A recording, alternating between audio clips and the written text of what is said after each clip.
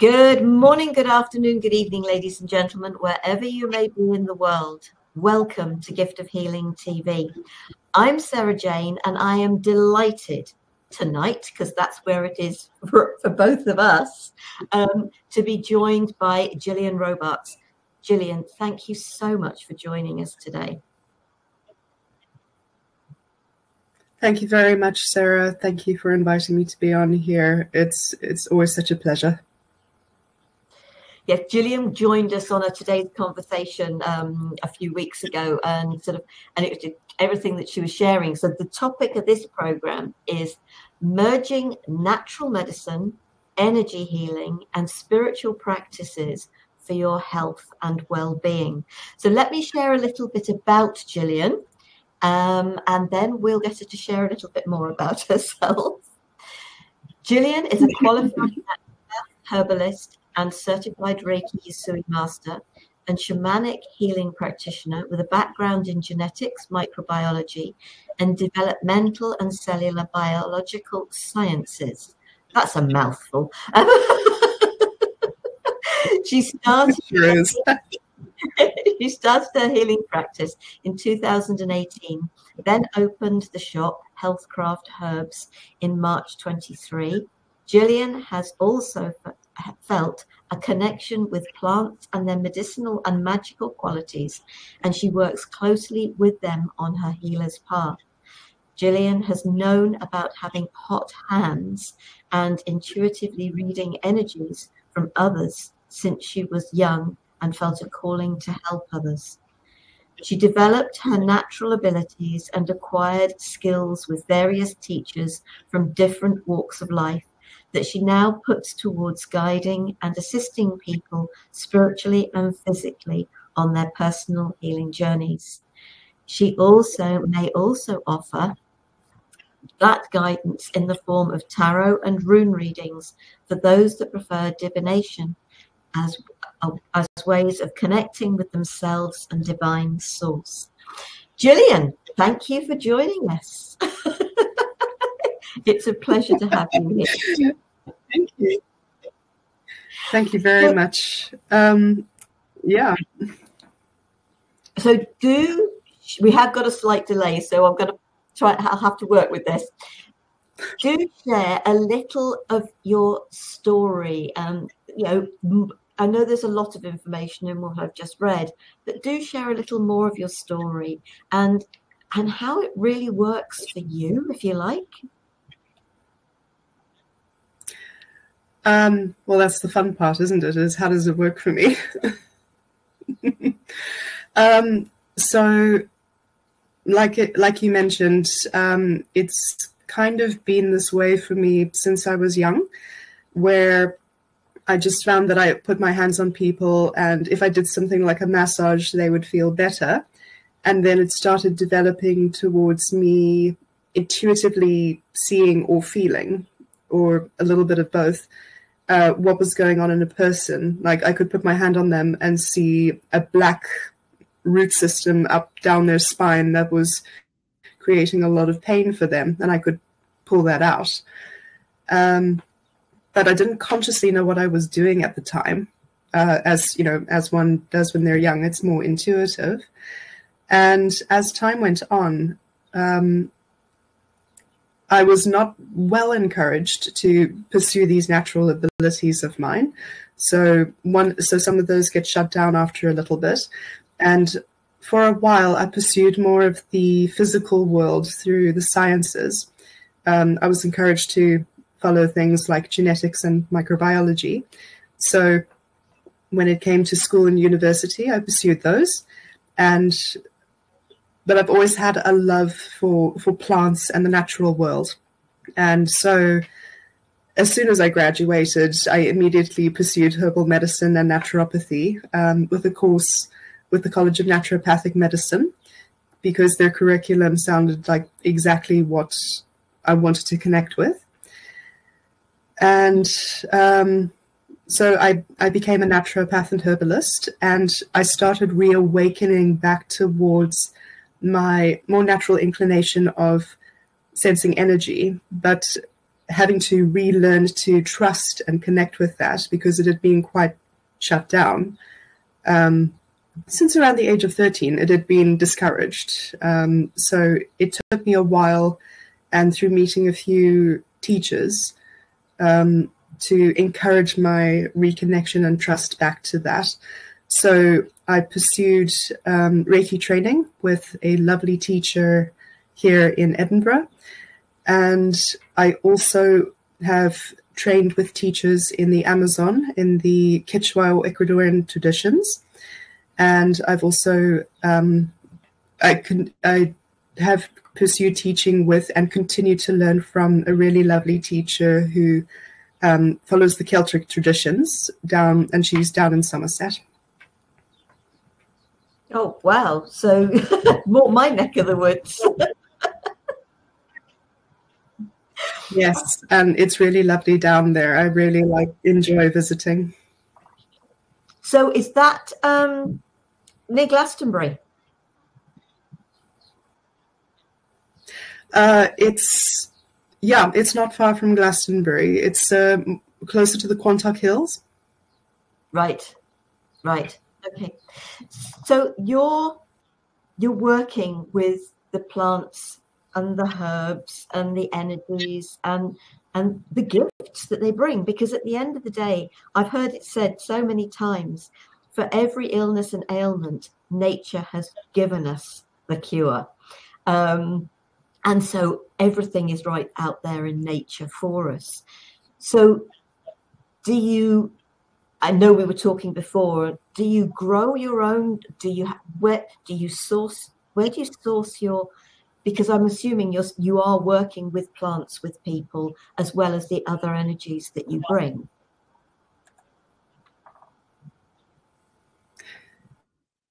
Yes. So obviously one needs the foundational teachings of a course that everyone understands. So for instance, the Naturopathy and Herbalism course for physical ailments, but it did also touch very strongly on the energetics of herbs. So including the traditional Chinese medicine systems, Ayurvedic medicine systems, and the Western tradition of medicines, where they included energetics as part of the whole. Very wise systems. So I do source some things from nature. However, there are some very strict laws around being able to sell these to people. Unfortunately, if you plan to make mixes and sell them, you often have to buy them from good manufacturing practice suppliers who source and produce them to a certain grade that is considered safely consumable. Because I think I briefly mentioned it in our today's conversation, but where you source your herbs from is really important. You can't always tell the quality, but it doesn't stop me from making, so for instance, homemade salves for my friends and family and giving it to them knowing that I've done good work, or even taking herbs from a supplier and infusing them with energy, or calling in plant spirit allies to assist with empowering that medicine to be far beyond just the physical purpose. And it's knowing, isn't it, that this is so possible, that there's so much more to life than we are led to believe. And I know many people would they use this term woo-woo, don't they? And it's just like, maybe we're actually living in the real world, sort of believing in this. I'm a great believer in things like homeopathy. I would turn to that any day of the week, sort of over going to something pharmaceutical. I really would, because it's working with the energies of, rather than, and so, yeah, anybody who's thinking, but look at some of the names of some of the homeopathic remedies: belladonna, arsenicum, which is arsenic, but it's the energy, it's not, and as for nux vomica, and you just think what that second word could possibly mean, and they're probably right, but it's amazing what the energies of so many different things from nature. And it doesn't have to be about the so-called pure thing. It's the energy of it, isn't it? Well, that's exactly why homeopathy is so effective. And that you brought up a lot of points in there, which are really lovely. I'm also trying to keep track of them as we go through it. So medicine on its own really depends on dose, whether it is healing or whether it becomes a poison. So even something like belladonna is a medicine. It just has an extremely narrow dosage range, and you shouldn't take it too often, but it can be taken. And things like yew tree are also toxic, and a safe way to take it is through a plant essence or a homeopathic preparation, in which you still work with the energy, but you don't necessarily need the physical plant, because the physical plant is almost too concentrated for our weak, human, feeble meatbag bodies to handle. And even in cases like that, you're also looking at when illnesses happen. The majority of them start from outside of us and move through the different layers of our energy field and become closer to us. So when you start treating with the energy first, it deals with those outer portions before that illness manifested into something physical.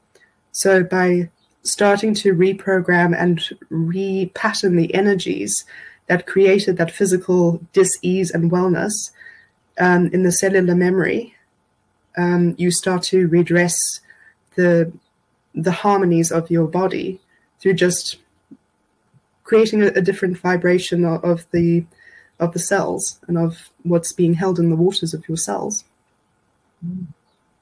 Yeah, absolutely. And I love the fact that you've just used the word cellular memory. The energies I work with are very much sort of sound energies, and I know that the energies that I can bring can touch at a cellular memory level. And you've talked about, okay, with things like COVID, yes, it's an outside energy that comes into us, but aren't there illnesses, ailments, stresses and strains that are that cellular memory that's saying it's time for me to be dealt with. I haven't been dealt with. There's still a hurt, there's still a pain, there's still a trauma from something that happened that hasn't been dealt with. But that's still possible to deal with. I know I can do it, but I know that there are ways with herbal and whatever. Not everybody has to revisit. It's just being part of the process of the healing. No. Not expecting something to heal you. You have to be interactive within that process.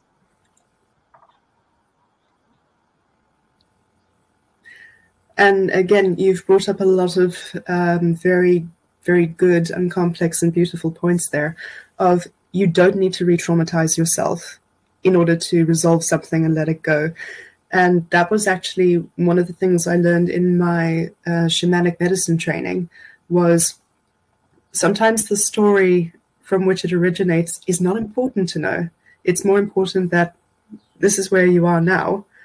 Are you ready to change this, to let it go and or transform it? Yes or no? It's very simple. You know what you want to do. Are you ready for it? And what was that other point you mentioned? Yeah, and what I also wanted to say about the different medicines. Oh gosh, I think the point's gone out of my head. It might come back. Yeah, it's gone. Sorry, it might come back at some stage. You might say something to re-trigger it, but this is also the beauty of it, is it might come back. Yeah. So when you're working, because I know that you, so like so many of us, have merged different practices, techniques, etc. So it's not about, I just use Reiki and offer Reiki. I just use herbalism. I just use naturopathy. So many of us have learned different things, and there's that we can actually bring in energies of other techniques, practices, aspects. So I'm guessing from the things you said in the previous program and here, and it's very much a matter of being aware with the person and, okay, listening to them, opening up to the energies that you're feeling from them, and what am I aware of within my tool bag that I believe can support this individual. Yes, so it does start with being curious. It is important to be curious about the person in front of you and encouraging curiosity in them as well, because often they may come to you with something at first of, I've got a sore back. But when you actually sit and talk to them, they may have something that they actually want to deal with that is, at first, does not appear to be connected with the sore back. But when you start to go a little deeper, you find out, well, actually, you're experiencing these symptoms because this is actually what you want to deal with. And in working with, not everyone needs a full shamanic healing session. Sometimes Reiki is enough. For me, personally, energy is energy, and even herbal medicine or naturopathy or any modality that creates connection is not actually separated. So when you think about blending modalities, it's because they're not actually separated in the first place. But all of us have exactly the same potential to do all of these things. So you have potential to be a herbalist or connect with plant spirits really well. But much like for some people being a prodigy with the violin and they naturally take to it, others need to train at it to be good at it. Or if they want to be more visual, they need to train their third eye to be able to see. So some of us take to certain things more easily or feel a resonance with certain ways of being. And that's a reflection of who we are or our purpose in life. And for some of us, we need to work a little bit harder at making some of those things happen, but we all have the same potential. And through the things in my tool belt, it is quite fun to see if I can help clear away external influences from a person so that they can see a bit more clearly who they are. And by discovering who they are, discover, okay, well, I rather like doing interior design and feng shui energy and working with this and that. How do I blend those together? So same foundational principles for everybody, which is also what I learned with my shamanic training, is get those foundational principles in place, but then it's how you use it is actually your magic, so to speak. So mine just naturally inclined itself towards plant medicine and the physical as well as the energetic. It works along that spectrum. And what's so wonderful is that we're all unique. Every single one of us is unique. And we bring our own gifts, our own energies. And there will be people that will resonate with me and those that don't, that will resonate with you and those that don't, because we're not here for everybody in this world. We can't be, as much as we'd love to be, we haven't got enough, probably got enough seconds in our lives to be able to do that. But it's a matter, isn't it, of if people feel drawn to us, then there is a very good chance that there is something that we bring that can support them on their healing journey. if they are open to it and ready for it. But for me, people have to be actually interactive within their own healing journey. It's not a matter of come and have a session with me and then wait for the next session. There are suggestions, and I make suggestions. I don't give advice. There are suggestions I make, and I'm sure you do exactly the same. You make suggestions of what people can do to support themselves. Yes, and that's exactly it. And strangely enough, it can even sometimes be so, as a very good example, someone might go to an ayahuasca ceremony looking for a certain experience or a certain outcome because there's something that they want to deal with. And they've heard, oh, you go into such a deep journey, it's going to be life-changing. And then they sit there for a good 6 hours after having drunk 3 cups of this very bitter, horrible tasting brew and just sit and twiddle their thumbs because nothing's happening. And yet that in itself is a very important lesson of, is there something about this that you're actually resisting? The medicine is working, but it is showing you what you're currently resistant to, if you're willing to see that as the sign rather than, oh, it doesn't work, it's absolute rubbish, to completely dismiss it. It's the same with people and with therapists. As you say, some people are going to resonate with you and your type of medicine. Others may come to you with a certain expectation, and after a session will be like, I didn't feel a thing. And yet, if they understood what that was telling them, that too is medicine, or indicates to them, this is your current state. Where do you need to pursue it from here? I'm one of those people who never feels anything. but I work from trust. Even offering sessions, I remember years ago I was at a Reiki share. My Reiki master was used to run them, and we were all talking beforehand, and sort of they were all talking about what they were feeling, what had been happening, and whatever. It was just like, okay, Sarah, and it's just like, I don't get anything. I just work with trust. I just trust. And it's just, oh, come on, you got to feel so. No. We did the actual share where we offered the energy, sort of one person on the table and all the rest around offering the energy. And this lady sat up afterwards and she looked at me and she said, and don't tell me you didn't feel that. And I just looked at her and said, feel what? She said, you were cooking me. And it was, and that's what I love about it. You don't have to feel something for something to be happening. How many meditations have I participated in and it was a group of workshops we were doing, and it was the lady running it, and she said, you lot fell asleep again. I said, no, my mind was taken out of it. Whatever was going on was meant to go on without me knowing about it. It was energies that are meant, if necessary, they've been put in a backup library sort of for when I require them.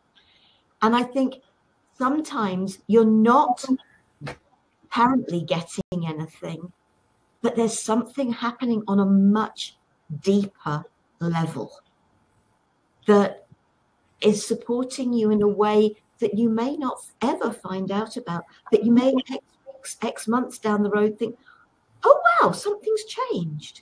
So it's always being open to the fact, just because you don't feel anything, get anything. And I'm, as a practitioner, I'm very aware of the requirement to stay detached from an outcome. And if you have no idea what's going on for the other individual, you can't get attached to it. But this is what I love about energy work. If you want to comment about any of that, do. But otherwise, or then move on to share a little about what would go on in a session, that's the type of thing that you do. So I'll leave this bit with you now.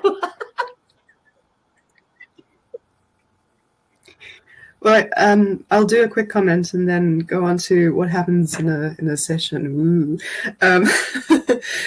Is you're quite right. Is sometimes it's not obvious straight away because but never underestimate the power of planting a seed. Is a very good one to bear in mind, especially when you're doing energy-based work, or even if you're doing something like herbalism or reflexology or acupuncture. Some people will feel it straight away, and it's often because they haven't gone in with an expectation. But if you are going in expecting a certain outcome, you'll miss what actually happens. And especially with energy work, it can happen at an extremely subtle level because the change must be slow enough, because you're dealing with layers and layers of stuff. It takes a while to break through. And the beauty about working with plant spirits in that respect actually is every one of them has its own personality. It is like talking with another person. And that's what I really like, is some of them are extremely straightforward and you see results very quickly. Others are a little more cheeky or a little bit more coy, and we'll sit there and say, like, wait for you to get it. And we'll go,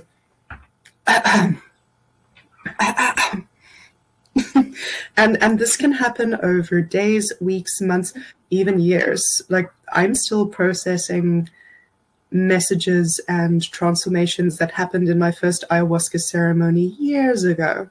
And I'm now starting to see, like, that makes sense, like, even for me.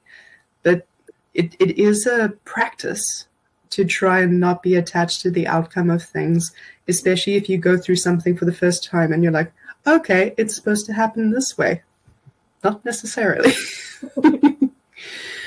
So in a session with me, it really depends on what the person wants to do. So some people feel safer with just going into the physical-based therapies, such as naturopathy and herbal medicine. That's the scope of their understanding and their scope of experience, or even if they're curious to see what it's about. An initial session with those is naturopathy is not really a practice so much. Well, it is a practice, but it's more based on a philosophy, and you add modalities such as herbalism and acupuncture as tools in your tool belt. But the naturopathy is to get a scope of what is happening with the person. So to that end, for both those types of sessions, asking a lot of questions to draw this picture of this person in front of you, and also help them become aware of things at the same time, is very helpful. And sometimes plants will talk to me, or something will try to pass on a message, and I'll go, shh, they're not here for that. Shut up. That actually happens a lot in my energy sessions. But if it's an energetic session, I will sit down and speak with them, and just a little introduction of, like, what is it you want to work with or work on? What's the flavor of what we're going to be dealing with? Sometimes, by chance, if we're actually in a session, it will go deeper because we're going to the root right away. Sometimes we'll start with the top layers and we have to go a little bit more slowly. Depends on how fragile that person is and what they're open to receiving.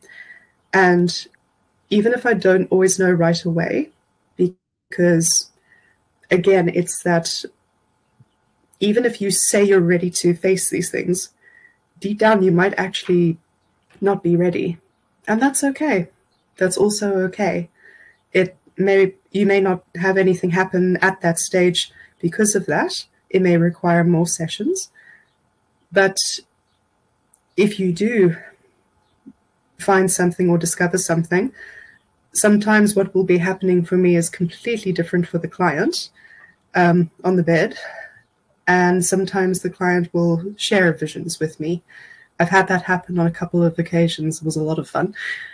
But it's definitely about, in a way, it's partially holding the space for them. It's partially being an advocate of, even though you're holding them in a space, They don't know what to do while in that space. So you give a bit of gentle prompting and a bit of gentle guidance. In a Reiki session, it is all about the client is actually managing their energy. I'm just a conduit through which they can pull and direct it themselves. In a hands-on energy healing session, the hot hands phenomenon that a lot of people know about, I like to describe it as it's a one-up from Reiki in the sense of I start moving your energy around. So a Reiki can do a lot, but if someone is self-sabotaging or self-blocking, then a little prompt, a little push here and there gets it flowing, and then they sort of start to pick up speed on that. And then for a shamanic healing session, that would be where go on full-on spirit realm, soul retrieval, things like that. And as I say, it's all one same for me, but I split it up so that people can approach it at the level that they feel safe for, because not everything requires stepping into the spirit realm. Sometimes it is as simple as bringing the energy to the person in a very accessible sort of way and with what they feel comfortable with. Sometimes it's a blend of herbs and spiritual. Sometimes it's one or the other. It really depends on what they feel ready for. And that's exactly as it should be, isn't it? It's about them. It's not about us as the practitioner. So it's, and yes. I love the way it's just like we offer the energy, we don't give it. And it's not a subtle difference, it's a major difference. It's up to the individual. Yeah, I know working with people, sort of some people's reaction is, no, I'm not ready to go to cellular memory level. Can we just work on the physical, please? And it's just like, happy to start with the physical. Yeah, we usually end up at the cellular memory level, but only when they are ready. And I think what I would say to folks listening to this is you have to go to somebody that you resonate with, you feel drawn to, that you feel comfortable with. And it's sort of something that sort of cropped up in another conversation, sort of, I think it was only last week, and it was just a matter of, if you are going to a practitioner that is telling you, I'm the only person who can help you, everything that I do is perfect for you, don't bother to go to anybody else, you've got to come to me every week, whatever, they're not coming. They're coming from, what was it we called it? It was coming from spiritual ego rather than coming from spiritual essence. Yes. Terms I hadn't heard before. That is exactly how I work, from spiritual essence, not spiritual ego. So I knew what they meant once they told me what they meant. I've been doing this for over 20 years and I had never heard those terms before. But that's what's wonderful. And what I would also say to folks is, if you're not sure about something, ask. Don't think you can't ask. It is really important. Yes, please ask. We love questions. We love questions. Yes, absolutely. Because your questions can guide us. When I very first learned Reiki, and I was literally at the very beginning of my journey, I hadn't researched anything. And during that, they started talking about chakras. And I still wasn't in a place to say, what the heck are they? I had no idea what they were talking about. And it was just like, okay. So now I'm one of these people, and because I totally get my experience that was so important. Because when I'm doing these interviews, when I'm working with people, it's, if you don't understand, or if I don't understand something, I will say, well, what is that then? I don't know. And this is what I said. I was with 3 other people, and we're all, similar level, been doing this for years. And I had to turn around and say, hands up, I have no idea what you're talking about. But if we can do it, we've been doing this for years, we can do it. We get those situations where we have no idea what somebody's talking about. So actually, to that end, maybe what we could do here is,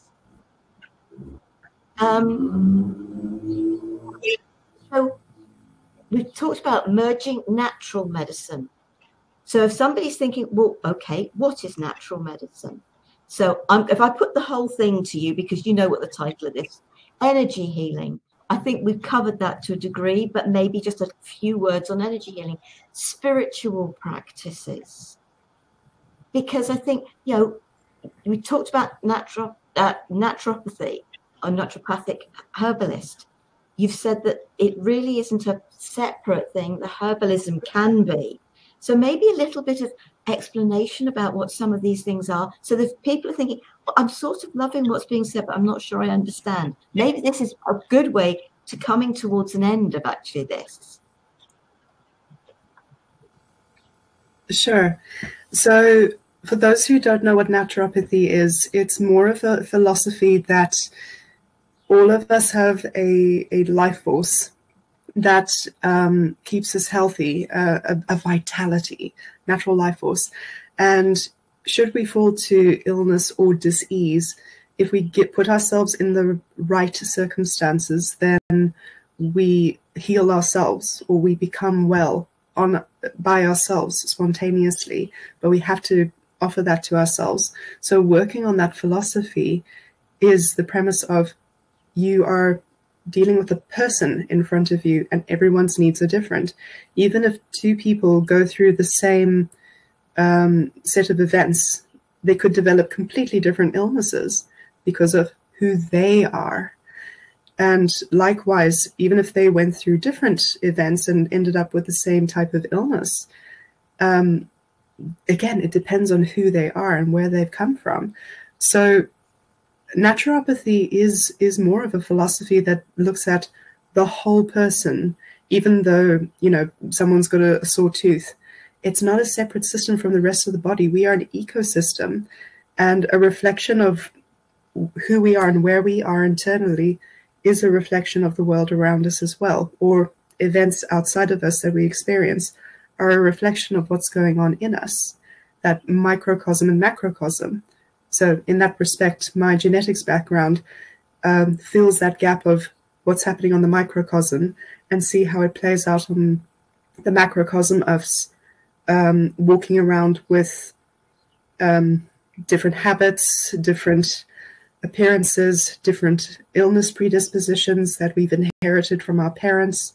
So those relationships get looked at quite closely.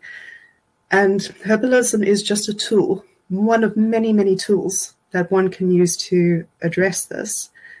But it looks at, you're talking to the whole person and you're creating this picture of how does this person exist? How does this person operate? And what are the things that are important to them? What are the needs that need to be met? So it is a philosophy, sure, but it does bring in a holistic sense of nothing is separate. Even these modalities are not truly separated. They all come together based on that person's individual needs. So I forget the rest of your question. Could you refresh me quick? Yeah, energy healing and spiritual practice.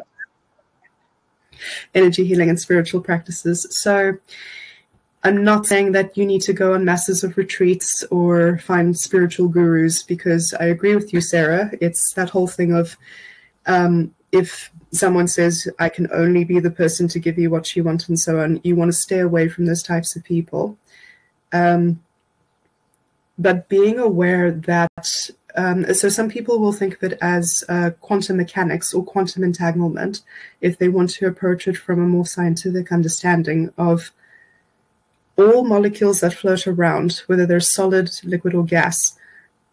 If you play with one or you interact with one, it's connected with all of the things around it, no matter how spread out they are. So energy travels in such a way that when you connect with that, or when you become sensitive to it, you can actually understand that there are layers of interconnectivity between people, plants, animals, even inanimate objects. Even things like paracetamol have a spirit. There's a spirit of paracetamol. Anything that exists in this reality all has a spirit, and you can interact with things on a spiritual frame. Plants are here on this plane with us as very wise beings to help our evolution. And they actually evolve their chemistry all the time to keep up with us as we keep learning. So when you work with energy in that sense, you can also start to become a little bit more sensitive and aware of what's going on for you on a very subtle level, and what different parts of you are trying to say. An illness is just a symptom of, I'm trying to get your attention, please pay attention, otherwise I will have to go deeper and become something else that you might pay attention to a little bit more. Do I have to break your wrist, your right hand wrist, to tell you that you're giving too much of yourself and you need to stop? Yeah. And for all of us, it's learning to love ourselves, which is something that we have not, in majority of cases, been told is okay. We haven't been encouraged to do. Love ourselves, care about ourselves, be thoughtful and considerate of ourselves, understand ourselves. All of these things, the more we can do this for ourselves, the more we can support others. It's that you cannot pour from an empty pot. You can't take care of others if you don't take care of yourself in any way, shape, or form. And so it has to be about you first. And it's, there are those people who are very definitely the true definition of the word selfish, with absolutely no thought, care, or consideration for others. But they actually don't have any thought, care, and consideration necessarily for themselves either. It's an insecurity within them that causes them to be the way they are. When you are coming from that place of love of yourself, you can do so much more and be so much more understanding of others, because you can be understanding of yourself. And it's amazing, this working with the energy of Reiki and other techniques that I've worked with. I'm sure working with homeopathy, the energies that you've worked with, you have grown way beyond where you were because of that being true to yourself. Yes, so that was actually something that actually kept me strong. And even in parts of my life where that aspect of me wasn't understood by my family and or some of my friends, and was outright shut down, or I was shamed for it, and I gave in to that shame and chose to repress that part of myself, which later made it more difficult to remember and trust until I got back to this point. I do remember that I knew that this was just a part of who I was, and that it wasn't something I could let go of entirely. So I have found that when I have trusted even if everything else went to complete bananas and the world would burn around me, or I would feel like the world was falling apart, I found that when I trusted things to do with my spirit or with my choices along my spiritual path that took me along the path of my spirit and my purpose, that things worked out. They weren't easy by any long shot. They weren't easy, but I stuck with it. And it wasn't that I coerced or convinced my family. I just stuck with it. And over time, they got to see that I'm still that person that they love, that they can love. Like, I'm not changing to be a different person. And for a lot of healers, this is quite a familiar sort of story of not being understood by the close friends and family members who you trust to support you, no matter who you are or who you become. And there are people who do indeed do things because they are selfish. And when you think about it, if you really, really think about it, it's because they feel they've lost connection with people who support them in that aspect. So they feel the only way is to look out for number one. And if they've lacked that support or lacked that connection coming their way, they don't feel any need to give it back. So imagine how different it would be if we stopped putting expectations of certain things and actually opened up to understanding people from who they are and letting them unfurl their gifts. How different that connection would be. We wouldn't have any selfish people around, because, as you say, our natural inclination is to connect with people. So by building your own well and by continuing to do this work, you understand yourself so that you are less influenced by other. But by keeping with your well and keeping it strong, you can help to nourish others so that they can look after themselves too and remember their connection. Yeah, absolutely. I can't believe where the time's gone. Look at that. Gillian, before we close down, we've talked about a lot, and I don't know whether it was the intention to talk about half the things we have. It doesn't matter. It has been what it's meant to be. But is there anything that you feel we haven't touched on that you would like to share?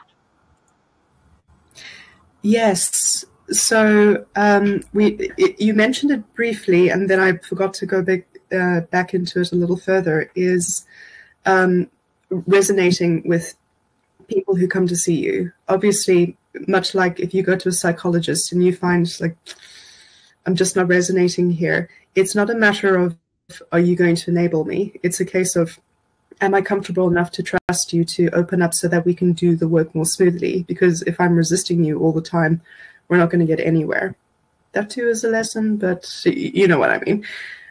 And it is also important that if someone says to you, I'm your only way forward, you should steer clear of those. As you said, they're coming from a place of spiritual ego rather than spiritual connection and essence.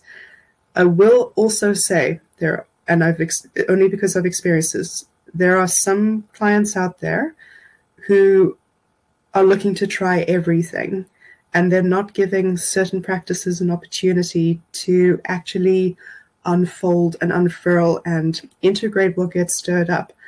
And I say to these people, I actually discourage them from seeing other therapists who do very similar or stirring up things for a while. Not because I want to monopolize the person, but I make it very clear of, see how this goes first. If it doesn't work for you after a while, that's okay, because I'm clearly not the person that's meant for you.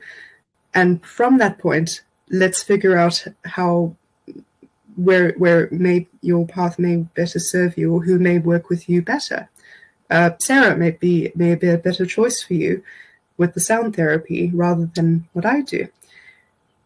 Allow therapies a chance. And when I say a chance, I mean a good couple of months, because some things can take time to, especially if they're layers, it takes time to work through these. If you go to too many therapists at once, especially if they're all energy workers in some way, you're going to keep stirring up and stirring up and stirring the pot. And that too is a form of distraction from actually sitting and dealing with what comes up, because the water keeps getting muddy. So it's okay to sit with the uncomfortable. It's okay to be vulnerable. That's what the therapist is there for, is you're allowed to be vulnerable with them. And if you don't feel safe to do so, that's actually okay. There may be others that you feel safer with. It's nothing personal. But don't do too much. allow yourself to just take one at a time, maybe two at a time. Yeah. 100% agree. I really do. Sort of it really is a matter of just give things time. I've done many fairs and events, mind, body, spirit, different types of fairs and events. We've taken the therapies, groups of us taken the therapies, and there are some people that literally only go to those for the taster sessions, what I call healing fair judges. They will never ever have a session, go and pay for a full session with somebody. They're never going to get the greatest benefit by giving something a chance and a full chance to work. Because they, as you say, they only go for a taster, and they're going for the feel-good moment, the rush of the moment, but they don't look at the actual lesson involved with that, but they want to keep getting that dopamine hit or that serotonin hit. And that's not what it's about. Is you, and this is just something I'm sharing from what I experienced from my first time in ayahuasca. I went to a very dark place where it was literally darkness around me, and I felt trapped in there and I felt lost. But there was a tiny little pinprick of light. And when I let go of holding on to the pain that I was holding on to at the time, and I just sighed, that pinprick of light just exploded and filled my world with color. And that gave me the rush for sure, because I was like, oh, you're letting go. This feels really great to let go. But I didn't go back for more because of that. In fact, I didn't touch ayahuasca again for a very long time until I had to train with it again in the middle of the rainforest. And that's a very different experience when you're training with it. So to those people who are looking for the feel-good moments, you are going to feel better for doing the work. It's okay to go through the uncomfortable first, because what's actually painful for you is the fear. The fear and the holding on to that fear is actually what creates the pain. When you're allowing yourself to be vulnerable and to trust in yourself that you can handle this, you're not going to die. That's the biggest thing, is you're not going to die. You pop that bubble and you realize you can actually breathe water, that you've got gills. You can survive this wave, and allow yourself to go through that, to understand that that is where the bliss lies, the lasting bliss of understanding yourself. Yeah. Oh, absolutely. It's self. It's always back to self. Gillian, thank you so much. I've popped both website addresses into the chat. I will make sure that they are under the video. So if you're watching the replay or up on YouTube, then please, Gillian, if you wish to connect with Gillian, her information, her website for her shop, for her practice, they're both under the video. Do connect with her. Please feel free to do that. We all have to do what we feel is right for us at the time it is right for us.